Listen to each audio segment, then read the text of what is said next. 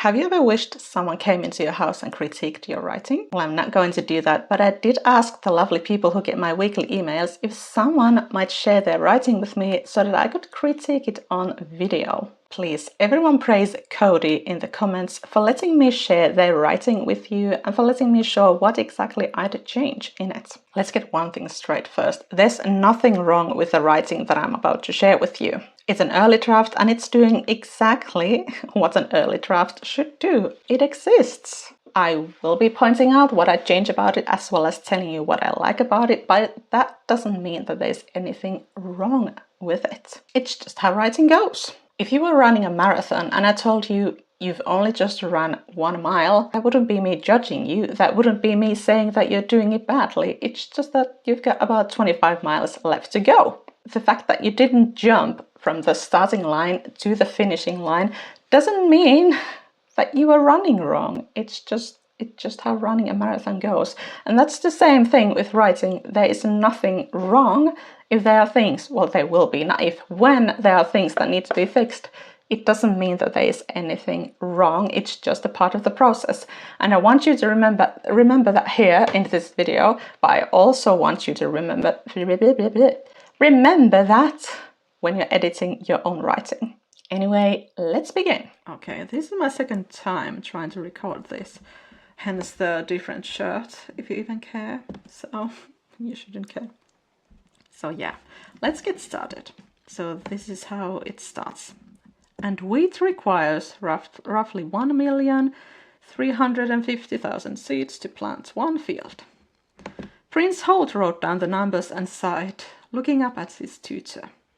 So sometimes what we need to remember when we're using this word form, I'm not going to get technical with the grammar here, but I'm just saying this common mistake that you can easily do is it actually, you need to think of what is actually happening at the same time. So he wrote down the numbers and sighed, looking up at his tutor. Which of this actually happened at the same time? So just something to think about when you're editing your writing. Tyree, remind me again why you picked this to be today's lesson.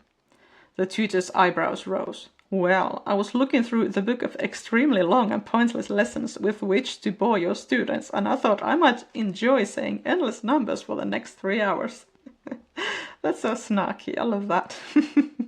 Holt grinned. In other words, my father thinks it's important? Exactly. Let's be careful here what we're using as an action tag, what we're using as a dialogue tag. You can't grin words. So yes, Holt grinned. That is a valid action tag, but it's not a dialogue tag. So you can't grin words. No, like with smile, you can't smile words. So you can smile and say things, but it's not. You can't use it as a dialogue tag. The upper library door creaked open, and they both turned to look at it. A tall, stately man and broad-shouldered man in a uniform walked through the door. So this is very typical for first drafts, and it's fine. Again, there's nothing wrong with it. I'm just saying what you need to do when you're editing. The upper library door creaked open, and they both turned to look at it. It just, when you're using they, make it obvious who it's referring to. There's only been 2 people here, but still it sounds a bit like you might want to phrase this differently. And then this here, it is a bit confusing. Just a tall, stately man and a broad-shouldered man in a uniform. I would say 2 men, 1 tall and stately and 1 broad-shouldered in a uniform, walked through the door. And it's just, these also they sound kind of similar. So maybe you might want to emphasize some, maybe the differences. Because they both sound very stately. But yeah. Holt leapt to his feet. Father, you have perfect timing. Hello, Captain William. I'm not an expert of military etiquette or royal etiquette. However, I don't think a prince would greet a captain like, hello, Captain William. So something to keep in mind, maybe some research to do. Perfect timing, huh? Holt's father asked, an eyebrow raising. "Hello, Holt," Captain William grinned. Again, here's grinned being used as a dialogue tag. But then he's saying "Hello, Holt." I am assuming he's talking to his superior, so he probably wouldn't talk like that.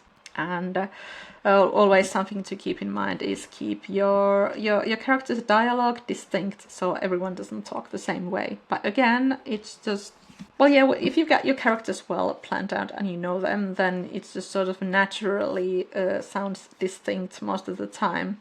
But still, it's like not necessarily a problem in the first draft. So something to remember when you're editing. Again, there's nothing wrong with this writing. I'm only pointing out what needs to be changed in future edits.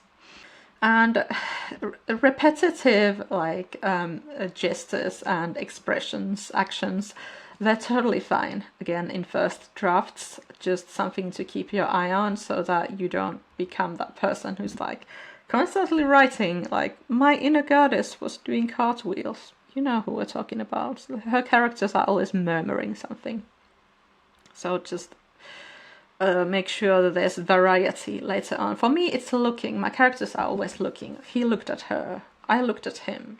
You know, that is my thing. And like people's hands sweating and I guess frowning as well. Have some variety. There's some really good books that are going to help you. I think 1,000 Character Reactions from Head to Toe, Emotional Thesaurus for writers, and Thesaurus of Character Expressions or something like that. So those kind of reference books, they are very helpful for when you're like, why do I keep using the same words? I'm going to add the links in the description, Rooney. Yes, we were wondering why I need to know how many seeds of everything it takes to sow a field. Throwing me under the carriage, eh? The king grinned. There's a lot of grinning. It's like they're sort of planning a prank together and just only just keeping it together and acting like nothing's going on. It's very funny. Everyone's grinning. Why are they grinning? What is so funny? It's very, very normal to use, again, these repetitive expressions and stuff in your first drafts. But when you really look at it, when you look at your own writing, it's just really funny. Again, there's nothing wrong here. Cody has done a wonderful job in actually writing something. More people should actually write something. Anyway, so yeah, the king is kind of cheeky, and I like the throwing me under the carriage expression. Very funny. Tyree leaned back and folded his arms, his eyebrow raising. I can't quite get what he's trying to convey here with these actions. Is he like, oh, this is unacceptable behavior, or like, oh, I'm staying out of this, like, oh, I'm embarrassed, but I don't know what's going on there. So being more specific and like choosing expressions that actually say what you want them to say, that is important. The king smiled.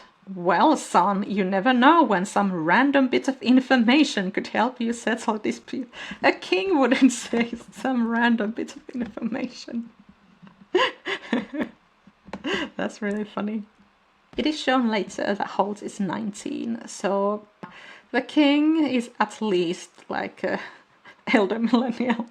That's not applicable to this story, but you know what I'm trying to say here is could be a boomer, you know. It doesn't talk like that. And again, he's a king, possibly in a completely different world. He wouldn't say that anyway. Also, we gather enough seeds to plant 2 or 3 fields every year. In case of emergency, it's good to know. Holt sighed. Okay, so how many seeds does it take to plant a wheat field? Holt leaned back on the small table, conveniently hiding his notes. A bit repetitive there, Holt sighed, and then Holt leaned. Could be just he leaned. And then I would just put the conveniently here, because, I mean, put it away, take it away, delete it. I don't know where you're putting it or taking it, just delete it. Because we get it. He's hiding his notes so that, you know, his father can't read it. I'd say around 1 million. 1,350,000, I believe. Very funny. He's so cheeky, I like him. Holt's shoulders slumped. You do know it. I'll have to work on this. He looked back over his shoulder, frowning. Who is it? Who is he looking back at? I don't know. What is behind him? He leaned back on the small table and then is looking back. I don't know. But also his shoulders have slumped. Sometimes when you write actions, you might want to make sure that it doesn't just sound like he put his arm there and then he did this and then he looked there, and so that it doesn't sound like these random actions that just there, but also so that it makes sense, so your reader isn't like, well, wait, what was he doing? I thought he was doing a cartwheel and now you've tied him in a knot. So something to keep an eye on. The king smiled and put a hand on his son's shoulder. You'll get it. You're only 19 after all. That is a very good way to provide information about the character there. So you didn't need to be like Prince Holt, 19, was sitting. So yeah. Also, it's just a very natural way of conveying this information. It doesn't seem out of place. It's in context and it's giving your readers the information really nicely. So yeah. He walked around the corner of the table and pulled a chair out, motioning for everybody to take a seat. I don't know why that's not necessarily important for us to see him walking around the corner of the table, because we didn't know where he was, like in relation to the table anyway. So he could have he walked to the table and pulled out a chair, motioning for everybody to take a seat. Holt swung around and sat, looking expectantly at his father. What is this? Where's he swinging from? I'm confused. Son, we've received reports that 4 of the crown princes from the neighboring kingdoms have been killed. Holt's eyebrows shot up and he leaned forward. What? Very dramatic bit of information that comes a little out of nowhere. Maybe some, I don't know, might require some. Cody said that there was a prologue before this, so I'm hoping it's going to give a little more information, especially regarding to what happens next. And they all blame you. The king tossed 4 letters onto the table. He's a bit like, he was all cheeky coming in, and then suddenly he's like, you're being accused of murder, basically. So it's a bit abrupt. Holt grabbed one and started scanning through it. Tyree reached for one as well. Holt's mouth dropped open as he read. So when it's like sort of like a tense thing happening, it's okay if it's a bit like no, a bit repetitive, because it's like, because it doesn't have to be flowery, because it's very tense, and heart rates are rising, and so it feels suitable for that. So yeah.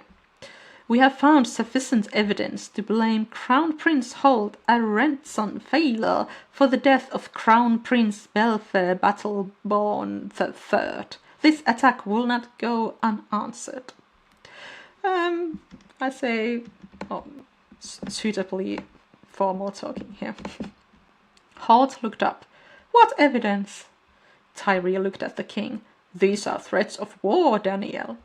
King Daniel's lips tightened. So people have different names, in life. Different people call people with different names. That didn't. You have many names, so does everyone. But it's like, when you're writing, you can have more variety in what characters call each other in dialogue, but then you should sort of be more strict in the narration. So it's a bit strange that suddenly he's talking to this Daniel person. Who is it? Oh, it's King Daniel. Who is King Daniel? So I think here Holt says father, no, and then Holt's father, no. I think it would be more suitable here if he'd said like King Daniel asked, because Holt already said father. You have perfect timing, and then another person says perfect timing, huh? So it's like, yes, we know that it's the father he's talking to, and Holt is a prince, so if we'd had like King Daniel here, then we'd say, oh yes, of course, the prince's father is a king. But yeah, I would also like consider this, is Tyree really on a first name basis with the king? He could be, but just something to consider. King Daniel's lips tightened. I know. He looked at his son.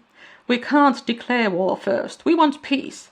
Besides, it will make it look like you killed them to start a war. So we have to take the defensive position.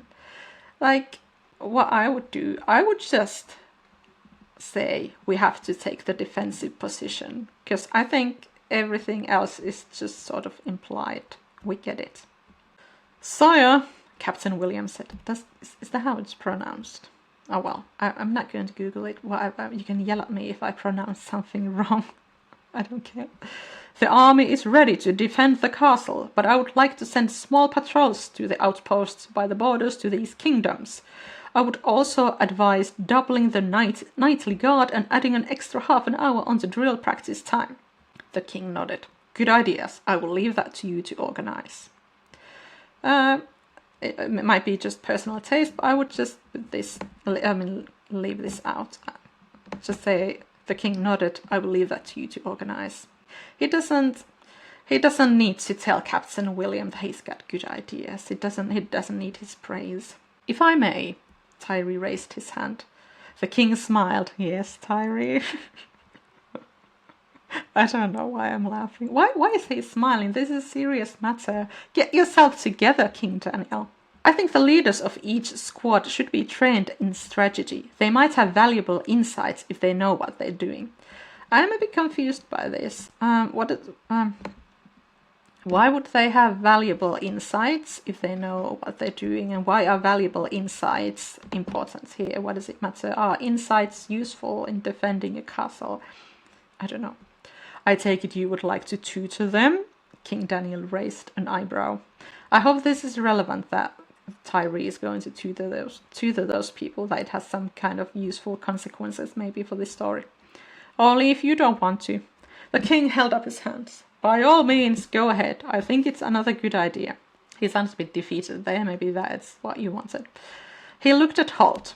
The only thing that I have to add is that I think it's time Holt had some bodyguards. William and Tyree nodded. Holt looked into his father's eyes. There's some looking. Holt looked and he looked at Holt.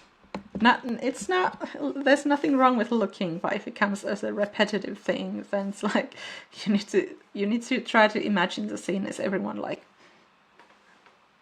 just looking at each other intensely and turning their heads. My scenes are definitely like that in the beginning, is something that I need to fix. But yeah, Holt looked into his father's eyes. His chest tightened and his mouth went dry. Did it happen like this? First he looked and then chest tightened and then his mouth went dry. Maybe it did, but I think it would make more sense if it was Holt looked into his father's eyes. His chest was tight and his mouth was dry. Is it really that bad? Daniel nodded. I'm sorry. Again, you just call them Daniel here. Just keeps changing a lot what you call him in the narration. Yes, Daniel nodded. I'm sorry. Holt shook himself and smiled. Better bodyguards than assassination, right? So he's trying to have like a good humor about this. But then his father frowned. But he's being quiet. I don't know. It's just his mood keeps changing a lot in this scene. Is he upset about this or is he happy? Holt tried again. We've been talking about me having bodyguards for a long time. About time it happens. Yeah, he's being a bit glib here. Maybe that's his image. That is probably his personality. It's good to show it. But it's just, I would maybe beef this interaction up a little bit. So it's not like, he talks, he reacts, he talks, he reacts. Captain William smiled and stood. I'll start looking for suitable men immediately. Is there anything else? Why is he smiling? This is serious business, Captain William. No, the king said, looking away from his son. Go ahead, you've got a lot to do. You do too, father, Holt said. Go on, Tyree and I still have, 3 million more crop seeds to get through? He looked at Tyree. Tyree smiled. Not quite. The king stood up. The line between his eyebrows was deep. I would again phrase this a bit differently. Don't worry, father. It'll all be fine. Bodyguards should be fun, right? King Daniel smiled, some mischief creeping back into his eyes. Well, I guess you'll find out. So I hope the bodyguards will be very relevant to this story. Overall, well, I would say I would put more in this beginning, so I would make this studying thing longer before the king and Captain William walk in. And it doesn't have to be like you're describing what's happening there. But what stands out here is that I don't know what point of view this is from. I think this, at this moment, this is like omniscient point of view where we don't get in the heads of any of these characters, because we're not inside any of these people. We don't know their feelings or their thoughts. And that is, when you're writing modern fiction for modern readers, which I assume you are, it is 2025. If you have a time machine, I have some ideas. But anyway, it's not the best way to go. I know there have been loads of novels written in the omniscient point of view, in a way that where you're not like inside the characters at all. But it's just, I wouldn't recommend it, especially if you're like a beginning writer. So I would suggest choosing a point of view. I would say like a third person intimate. So if this whole story is about Prince Holt, then just choose Prince Holt, but you'd also have multiple points of view. But I would just suggest that you do choose a character's point of view, so that your readers will like get more out of it. It is more pleasant to read, and like having an omniscient point of view, some people are like, oh yes, it's easier, it has less rules. It doesn't actually have fewer rules in a way, because you still have to make it interesting. There's a lot that you need to do, and you can't have this sort of like a clinical of this is what's happening on the surface and expect your readers to be very interested in the story. So it's still a lot of work. So I would suggest picking a point of view and then just dropping in information about the world and what's going on, relevant things that have happened or are about to happen from this character's point of view, to make this bit a bit longer in the beginning, show their personalities, some tension between them, between some other characters that this person maybe is thinking about or wants to do instead of this, you know. So we'll just make it a bit longer before the king comes in.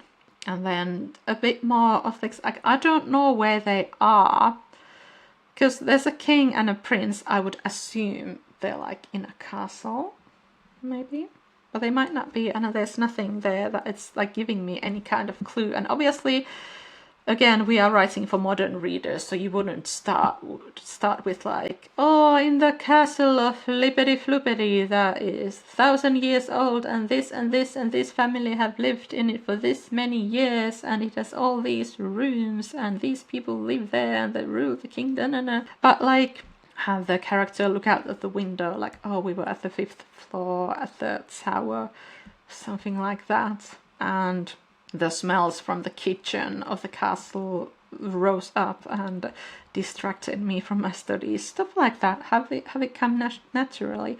So right now it's like they're floating in space, and there's a few chairs there, and a door and a table.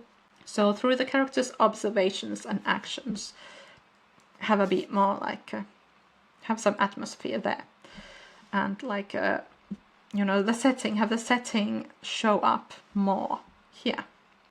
And yeah, I'm sure this is going to be a fun little story. And yeah, like I said, there is nothing wrong with this. This is perfectly suitable first, second draft writing. I'm not pointing out these things because there's something wrong with it. It's just future actions. So yeah, if you'd also like me to pick through your writing and say what I think about it and give you some pointers to what you might want to look at when you're editing it, do let me know. Let's talk about it, and I will see you in another video. And thanks again, Cody, you are a hero.